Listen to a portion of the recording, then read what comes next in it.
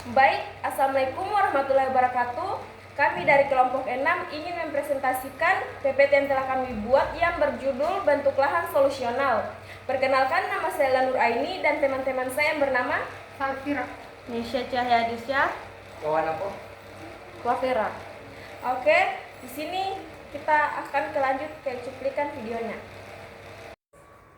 Definisi bentuk lahan solusional. Bentuk lahan solusional adalah fitur geomorfologi yang terbentuk melalui proses pelarutan batuan, terutama batuan kapur, oleh air asam, biasanya air hujan yang mengandung asam karbonat.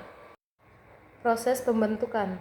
Tahap utama bentuk lahan solusional yang pertama, infiltrasi air hujan, kedua, pelarutan batuan karbonat, ketiga, pembentukan dolina, gua, dan bentuk lahan karst lainnya, 4. Pengembangan jaringan drainase bawah tanah.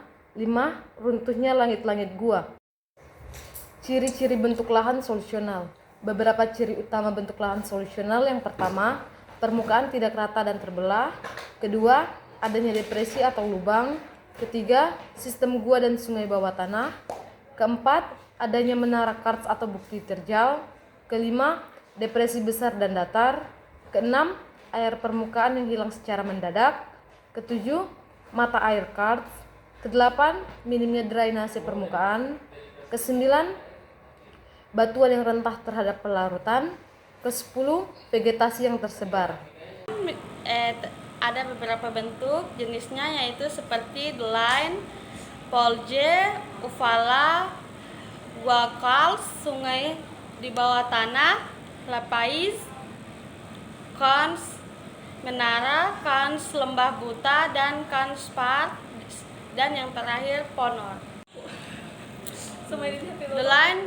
The line dapat terbagi menjadi dua, yaitu the line atau lubang di permukaan tanah yang terbentuk akibat pelarutan di bawah tanah, sedangkan the line yang kedua dapat terbentuk dari bundaran atau lonjong dengan ukuran mulai dari beberapa meter hingga ratusan meter.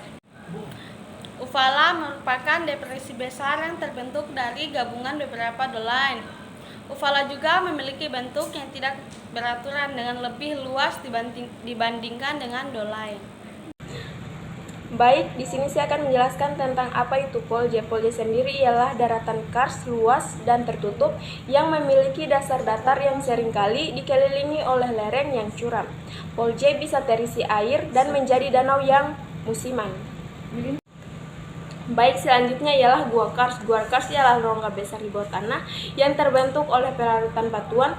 Gua ini bisa menjadi sangat kompleks dengan sistem terowongan panjang yang menghubungkan bagian dalam bumi.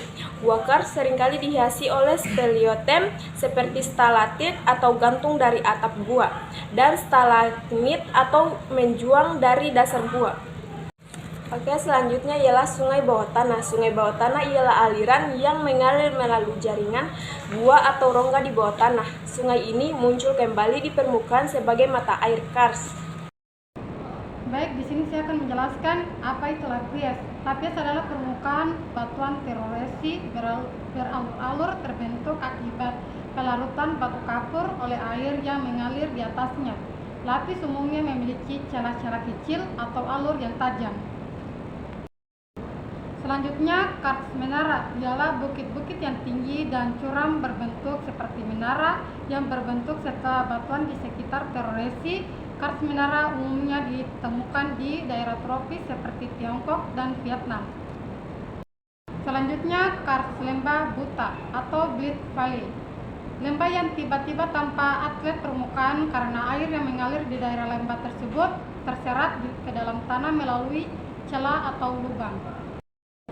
Baik, yang selanjutnya contoh daerah karst di Indonesia. Di Indonesia terdapat beberapa daerah karst yang terkenal dengan bentuk lahan solusionalnya yang unik dan khas. Beberapa contoh daerah karst di Indonesia seperti karst Gunung Sewu, Yogyakarta, Jawa Tengah, dan Jawa Timur.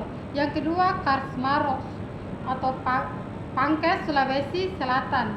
Ketiga, karst Gunung Kidul, Yogyakarta. Yang keempat, karst Pegunungan Kadeng, Jawa Tengah. Baik, di sini saya akan membawakan ekosistem karst merupakan bentang alam yang unik berbentuk dari proses pembentukan gua. Manfaat bentuk lahan solusional ada beberapa. Yang pertama, sumber air. Yang kedua, pertanian dan ketahanan pangan. Yang ketiga, ekowisata. Yang keempat, perlindungan lingkungan. Yang kelima, kehidupan sosial ekonomi. Saya akan menjelaskan tentang tantangan dan ancaman di daerah keras dalam menghadapi tantangan yang sangat signifikan baik dari segi lingkungan maupun sosial. Contoh ancaman yang sering dihadapi di daerah keras yaitu 1. Kekeringan, 2. Pencemaran air, 3. Banjir, 4. Keruntuhan tanah, 5. Degradasi ekosistem, 6. Perubahan iklim. Selanjutnya saya akan membahas tentang konservasi daerah keras. Upaya konservasi untuk melindungi daerah keras sangat penting mengingat kerentanannya terhadap berbagai bencana lingkungan. Upaya yang harus dilakukan untuk melakukan konservasi daerah keras yaitu 1. Restorasi ekosistem, 2. Manajemen kawasan konservasi, 3. Pengelolaan air dan mitigasi kekeringan, 4. Rehabilitas lahan bekas tambang, 5. Pemberdayaan masyarakat. Baik, itulah materi yang telah kami paparkan. Jika ada kesalahan kata mohon dimaafkan. Kami akhiri dengan ucapan wabillahi taufiq wal hidayah. Wassalamualaikum warahmatullahi wabarakatuh.